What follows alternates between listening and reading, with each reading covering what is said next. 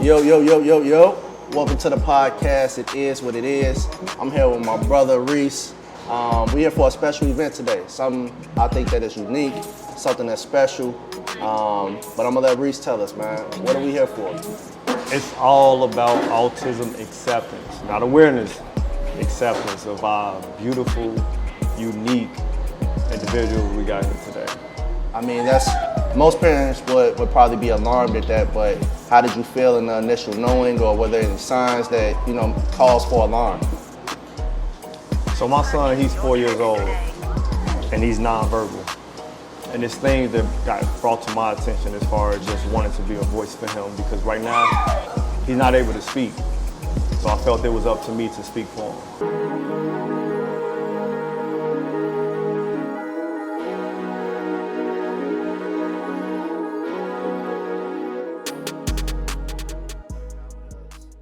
How has it affected you, and like your way of parenting? Like, I mean, how many children do you have right now?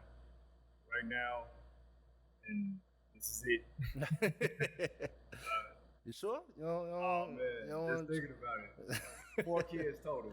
four total. So Yeah. like this young child of yours has autism, and the other three are, I don't want to say normal just because I don't want to be rude or anything, but they don't have autism. Right. So how is it like raising a child with autism versus not having a child with autism? Right. And just learning about the community itself, like I'm learning we're considered neurotypical. Okay. Like what you just said, the rest of my kids don't have autism. Right. They're just neurotypical, not on a spectrum and don't relate to someone with autism. Mm. Autism is considered atypical. And that's just learning that their communication skills and interaction with individuals is completely different. Gotcha. And the more that I'm learning about him, it teaches me to the point of having more kids. It teaches me that all of my kids are different. And just learning They all how special. They're all unique. just learning how they interact and communicate. One kid might have a problem with something and the other one don't. Right. We all think differently. It's a fact. We kind of jumped into it, but I did want to learn a little bit more about you as a person, meaning like what are your life ideals, like what do you stand for? And I ask that in this respect because you have to take those same ideals and still embed them within all of your children, regardless of the situation and how their brain works and how they want to learn and how they're wired, so to speak. So like, can you answer that question? Like, how do you do that, and like, what do you stand for? I feel like I'm the average dad. I go to work, come home with the kids. Naturally, I'm trying to pay more attention to my kids based off of my upbringing, seeing where things have not been as close with the family, right? And just trying to see how can I make that even better for the next generation. But that's what it's always about, though, right? Like we always talk about paving the way, and like our grandparents and parents showed us things and taught us stuff that we will hopefully use in the future. Right. And then you trying to do that same thing and make it even better. I always look at like my family, and I always say that mine starts with like my grandfather, and then it's my pops. Like those are my two pillars in terms of like the men in my life that helped me grow up, right? So there are certain things that they taught me that I clearly needed to take to heart in order to grow and invest in self and become better, right? And then I look at the next generation will be like an Ari, and man, when I say Ari, I always say like you want to look at like a perfect human being, like super nice, and hey, how are you doing today? It's Ari, you know what I'm saying? And watching her do this college thing is just truly amazing because I got accepted to a couple colleges, but not like her, bro. Like I'm talking about, I'm a flex for you, Ari. I'm a flex. We talking Michigan State, we talking Penn State, we talking Arizona State, we talking LSU. I ain't have all that. Like that was dope to see and consistently see her do that type of stuff now. So I definitely agree with you. Like trying to invest the morals and ideals to help grow the next generation is extremely important. But that's solid, bro. I commend you for that, for real. I gotta do a quick humble. Go in, man. Talking about kids. Yes, sir. You know, my 14-year-old, Samaya, that girl, she's a freshman. She's ranking 23 out of 608 students. Damn. Straight A student. I'm talking about she trying to go to summer school just to catch up on credits. That's different. That's she different. Different, man. That's different. So I just had to do a humble brag since you're doing it. I'm not doing that shit. Cool. Shout out to you. Yeah. Summer school when you don't need it. That's different. You ain't a regular dad then, man. You don't have a regular mom. That's big ups to y'all. So getting into this, where I want to know more about this piece of autism, because that's why we're here. We're here to discuss, learn, grow. I'm sure you're gonna be doing a lot more teaching in this episode than I am. But what is it's gonna sound silly, like I guess a silly question, but what is autism? Yeah. I wouldn't say it's a silly question because, again, like we discussed, a lot of people don't know about it. Right. But autism is simply a diagnosis. Okay. That's letting you know individual behavior, communication, interactions with neurotypical individuals are completely different. They don't see things and they don't learn things the same way we do. And they typically, I guess you could say, are in their own world because they sometimes feel like that they are not accepted. So question then, so if, let me make sure I word this correctly. If we're looking at someone who doesn't simply just learn the same way that the average person learns, how do you make them feel accepted? I mean, everybody's different. So how do you make, I mean, your son probably feels at home when he's at home, but when he steps outside, how do you control that narrative of, no, he's just regular as my straight A daughter, you know what I'm saying? Like, he got straight A's too, it's no biggie. Right. How do you control that? Yeah, so naturally, since my son is 4, he haven't been able to interact as much, you know, as far as on a communication standpoint with another individual. But as far as what I have learned, well, even thinking about it yesterday, I had an event. Big event? Big, huge event. I'm talking about everybody was here. The whole city was. That's why we didn't shoot the episode yesterday. But just having an individual that was on the autism spectrum that came to the event, she might have came off as a little standoffish or... And that's the young lady who was sitting on that side. Okay. Or not feeling like she's welcome or even comfortable around everybody else. But in her mind, her thought process is, I can't interact with them like I don't relate to them. Right. You know, just hearing certain sounds could bother her, or being too close to an individual might have made her uncomfortable. Okay. And I kind of appreciated it, because everything that I've been learning and seeing the individual like interact, like it kind of helped me understand it a lot better. I didn't know that. I mean, we talked prior to, and like you told me, but I'm saying when I initially met her, I didn't know that she was under the spectrum in some case. So how did she learn about the event? Did you already reach out to her, or was it like, how did that come about? Oh man, the thing about that is, quick synopsis. Okay. You know, just to set the context. But I did a poem about my son. And it kind of just helped express some of the emotions and experiences that I have been through this process. Okay. And from there, everything has just been so organic. Just the word getting out. Naturally, you know, social media is a platform where others can, you know, see some of the things that you're putting up, and that's why I did it publicly. Right. I just more so wanted to express my emotions publicly. And that's tough to do at times, bro. Like just getting out there and sharing your truth. When you say that, how they learn and how they connect and engage with individuals, is it possible for them to begin speaking at some time in their life, or is it just one of them things that it is what it is? Shameless plug. You gotta go back on that one, bro. You got Shameless plug. That way. But do it still, man. Oh, for sure. What I'm saying is, when it comes to learning verbally, how you and I are doing right now, is it something that is completely thrown out, like there's no way that they could ever possibly talk?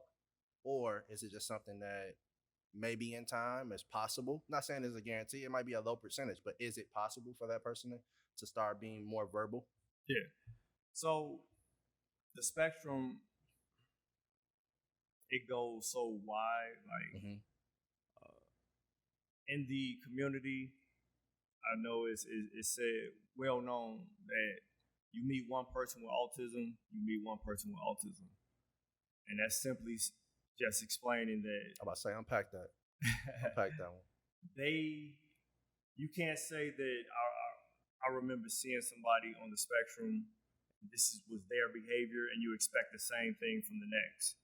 So it can be one that is what people like to call super smart. You know, they laser focus and they know a lot of information. Okay. The typical person cannot grab the concept of. But that's still kind of like a stereotype of what autism is. Okay. Because it's very not likely for that to happen with an individual on the spectrum. Gotcha. But it's just understanding that my son, again, 4 years old, nonverbal, we don't know if he's going to talk. But the reason that I even decided to do this is because I know where he stands right now. And I want individuals to know, like, my process of going through this, for a form of encouragement, inspiration to others. So I guess the next question is adaptation. How has the family changed? How has your parenting methods changed? How has everything changed in terms of the internal piece? Yeah. I feel that it definitely have changed for the better. Perfect. Naturally, we didn't know about him being on the spectrum until he was about 2 going on 3 years old. Okay. And is that the time of like alarm came in? Like, just seeing in little things that he was doing, was not doing. Give me examples if you don't mind. So the lack of eye contact, that's one of the main things that might be the telltale sign that something is different. Okay. Or meaning that when you're talking to him, he's not even paying you attention in terms of eye contact? Yeah, or you just look at him and notice that he never gives you too much eye contact. And once we start seeing that, we had questions in comparison to our other 2 kids at the time. Mm-hmm. And we were just looking at it like, it's something different. Okay. And naturally, COVID happened. That's a pain in the ass. I had my son in COVID. Yeah. Born February, COVID hit March. Yeah. I said, God damn. Yeah, and when we were really looking to see where we can find some information or, what we even do, what's the next step? Right. Things were slowed up because of that. So it really went to the point of now we know what's going on. It definitely gets emotional. Right. It was, and it still do get emotional. But just going through the process, it with the family as well, we know something is different, so we just have to figure out a way to work around it. Gotcha. So I'm assuming that staying in touch with everything from like, you got to talk to grandma and tell her like, hey, these type of cues mean this, that, and the third, and everything has been flowing smooth. That's what you're saying pretty much. Right. That's dope. I'm actually happy for that. I had a question, but it's something that you said I wanted to jump into where what made you want to share this information? Like, you could have just been a parent doing exactly what you're doing and everything is going smooth as it can be, right? But instead you took it a step further. You wanted to branch out, so to speak. Yeah. Why? Most people want to keep that internal. Like, I don't want you to know my child has autism. I don't want to know select people, but you chose differently. And that's at least, I would say, a part of my journey. Mm-hmm. When this all started, it might sound cliche, but before my son was born, I literally, and I just did a poem about it. That's the crazy thing about it. But I literally had an epiphany. And it was a voice that spoke to me that said, it's time to have another kid. Like, I wouldn't even say that we were in the best financial situation to have another kid, but the voice was so vivid. Right. I just said, we gotta do it. Gotcha. Baby, come in here. I got you. So I literally called my wife and told her, and she was just in alignments with it. Like, I told her my vision, what happened, and she was in alignments. So solid. All that translates to where we at today. And I remember when we got the diagnosis, and I was trying to deal with that as well as other things that was going on in my life, and it really led me into a depression. And from that, I have learned so much. I felt like I had to about go through self that. Or just everything in its totality. Everything started coming together with me. Gotcha. As far as when I had that epiphany. Okay. It helped me understand that it was meant to happen. Gotcha. As emotional that it got, it really came to me that it was meant to happen, and it's up to me to start speaking for it. And for my son to be nonverbal, it even spoke louder to me that he can't speak, so I need to do it for him. Gotcha. Something you said, though. You said that you could recall exactly when you got the news or however that happened. So, were you upset, mad, frustrated, angry, confused, all of the above? Like, what was it? How do you take something like that? Like, right. It's different. And that's part of like what I was saying with the whole depression. I grew up just not showing too much emotion. So when I went down like that, it was just from all built up aggression and not letting my emotion out. Right. So when I first got the information, it really didn't hit me. I didn't know how to process it. Mm-hmm. But once I really sat down and started thinking about it, like really trying to figure out what's going on, that's when it hit me. Gotcha. Well, what's crazy is that, again, you're like a brother to me, so I grew up with him. You know what I'm saying? You got one of the most live personalities, bro, out of everybody. Like, when you come in the room, we know you in the room, and not because you trying hard. When Reese come in, like, prime example, Reese don't have to say shit. Reese can come in the room with some black ass shades on in the middle of the night, and everybody wondering why this month we got shades on, but that's Reese. Like, so it's crazy that you felt like you had to, like, correct me if I'm wrong, like bottle yourself up to some extent. And for whatever reasons that you had to do it, it's neither here nor there. But man, I definitely always say being you, bro, is unique in itself. Everybody unique, but some people got like special powers, bro. Like, you have a special power that when you and you just in the room, but you use vivid. The room is very fucking vivid, bro. Yeah. So don't ever sacrifice your power, bro, for real. That's just me from somebody growing up, like we talked before, watching you, my brother, and everybody else around. Yeah, you can see the difference in people. So getting into the cultural aspect, because you spoke on it not really being, it's a community of people, but based on our conversation, it's not a real community of like-minded individuals in the sense of our culture. How do you navigate you becoming, I mean, essentially, if you're on social media, you're doing all that, people are going to call you an advocate. So how do you feel about becoming an advocate and being a black man doing it? You know, the crazy thing about that is, I guess you could say subconsciously, I always thought about that, because since I started learning about this community and more about my son, I've noticed that a lot of education and information that I have been receiving has been from those that are not Black. Gotcha. Like, straightforward.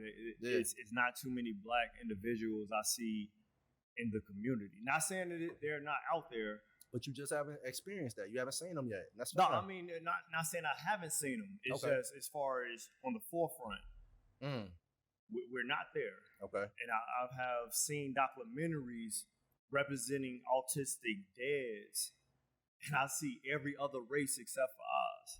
Gotcha. So it's subconsciously I have noticed that. So that's another part of me wanting to speak up because I want to represent us as a culture. So let's say best case scenario, right? We're talking 3, 4, 5 years from now. You become the number one advocate as a Black man in autism. Cool with that weight? It's a lot of weight. You cool with that? Man, the way I look at it now, right? I don't care about being the biggest. I don't care about being known for it. It's more of I have a passion for something that's near to my heart. Mm-hmm. Wherever it takes me, I know I feel that this is the path that I'm supposed to be on, and all I can do is follow it. What happened in the process, I can't even tell you. Yeah, I feel like I gotta say amen after that. No, that's solid though, man. I love it when, again, we just kind of spoke on this prior to the episode, but you know, I'm always pro us, man. And I feel that when you see a deficiency or a lack of our culture in a certain topic, and you feel the need to shift that narrative, and not for any monetary gain, simply because not only is it the right thing to do, but it is the right thing to do for our culture and individuals in the future. And not necessarily in the future, even now, watching you on this journey, you know what I'm saying? People can gravitate towards that, whether they have an individual that has autism or not. It's the respect will be there. And you might be in an encounter where you're around someone with autism, or your family member might be diagnosed with, your child might be diagnosed with, who knows? And you might not know how to function around them, but had they listen to you or just follow your journey, now you got a little bit of knowledge on what's going on here. You know what I mean? And that could truly shape how somebody interacts with another person. And ain't that what we always been taught, is to treat people how you want to be treated and all that good stuff. Yeah, so like that's solid work, bro. For real, for real. Do you want to leave an impact on the culture? Or we can put it a little bit more broad. Do you want to leave an impact on autism awareness? And if so, what would you want that impact to be? I would say both. Okay. Just being Black, I mean, all of us experience some form of not being treated as equal. So that's always going to be on my heart, to want to represent us as a culture. Facts. I feel like everybody that is Black, you know, that wants to step up to make any type of difference is representing our culture. But to the point of autism, I just want something to be known that I feel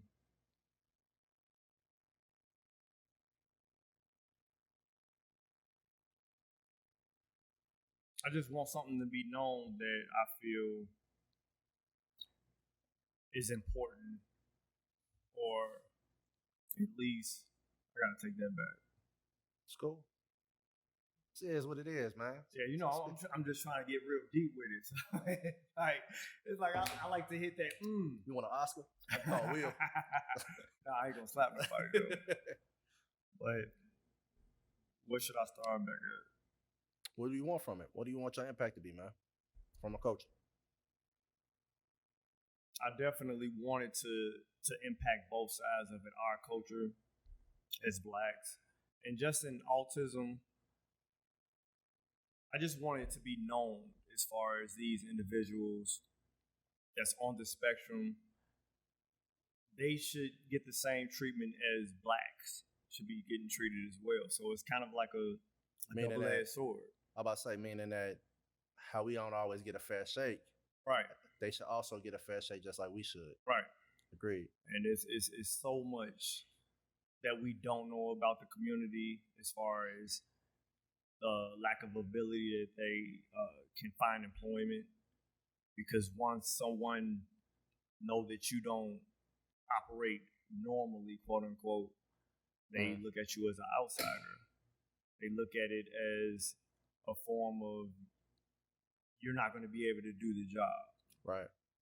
Something you said kind of like, there's two things you said that sparked my next question. As a black man, we always had I know I had that conversation from my parents about what do you do in certain situations, and communication is key.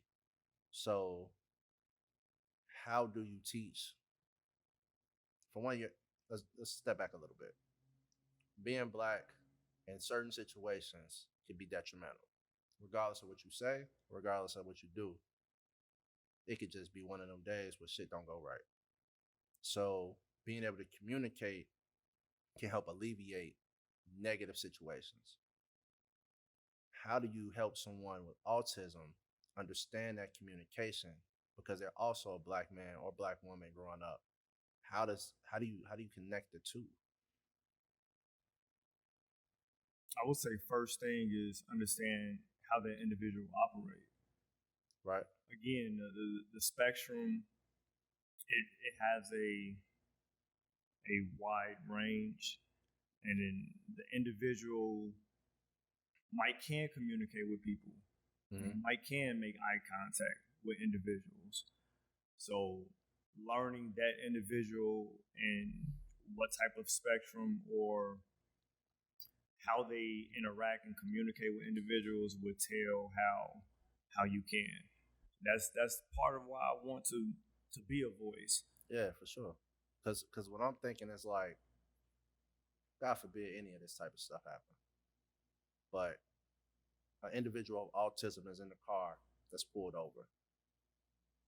Cop woke up on the wrong side of the bed, is having a pissed off day or a shitty day, and wants to take that frustration out. The individual in the car that has autism isn't even operating the car, yet the officer proceeds to contact that individual by telling them to get out the car or some type of verbal communication, not knowing that that individual does not communicate in the same facet that you and I are currently doing. Is there a way to teach that individual, whether it may be like sign language or something like that? I'm not sure, but like, how do you try to lessen those situations from happening from an individual that does not communicate in the standard way of communication? Right. To be honest, like, I feel if a parent have someone like that, it's as simple as having a form of just, I can't even think of the name. Like empathy? No. Just having a form of brand that say that individual is autistic. They do make a lot of like brands or logos that say I am autistic. Please be patient.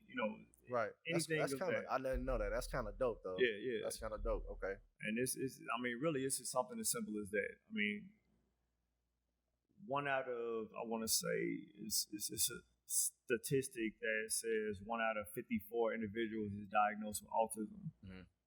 And with that being said, I'm sure some form of information about an autistic kid has got somewhere in the family knowing about it. Right. So just having something, just at least labeling it, at least help somebody. Yeah. Gotcha. Okay. So before we get into like a whole wrap up process, what I really want to know, now that you taught me about autism, the awareness of it, how it affects individuals, how it affects us as quote unquote normal. What's next for you, man? Like, what are you looking to do? What's Reese trying to achieve? What are you trying to create? What the narrative we about to create, man? What are you trying to do? And for me, it just happened so organic for me. Right. I get I mean, I appreciate you even for having me on. Definitely. For sure. But just like you said, we grew up together, and I definitely got respect for what you're doing. Appreciate it, brother. But as far as for me, I plan on just continuing to try to get the word out. I want to be a form of inspiration. It's all inspired by my son. Okay. So just trying to do that on a social platform.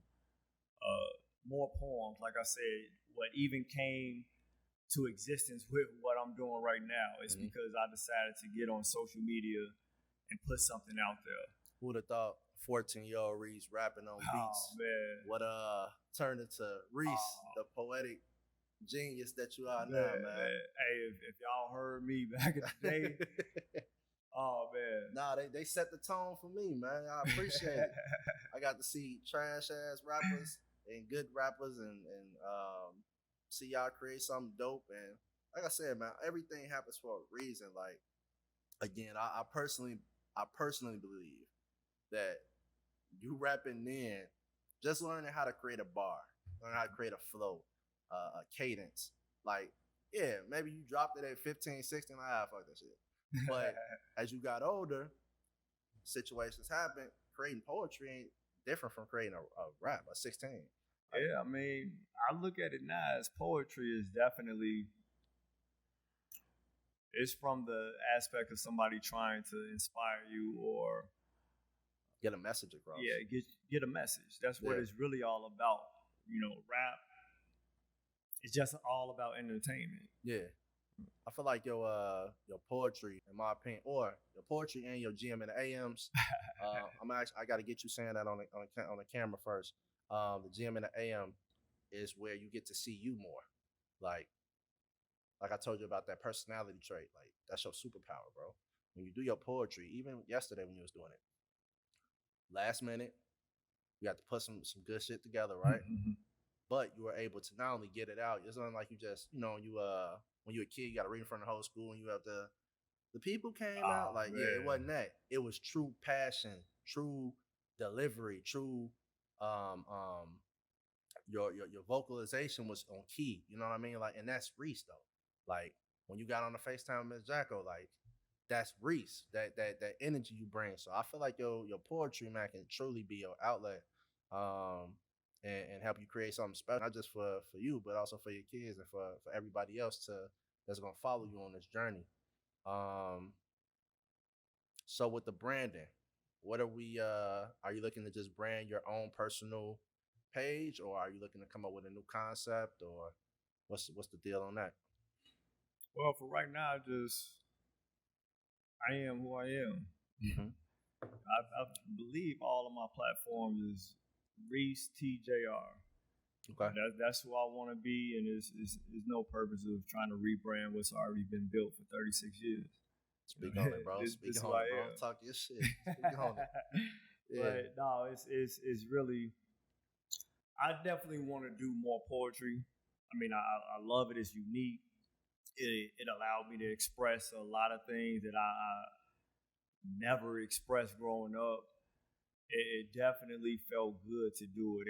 And actually, just like you said, you grew up with us and you know what we come from. I feel it's dope that you're getting back to being Reese. You feel me? Just being who you are, who you want to be, and just being a boss while doing it. You know what I'm saying? Owning your own and creating it for self. I think that's solid, bro. Yeah, I think ultimately, who don't want to be loved?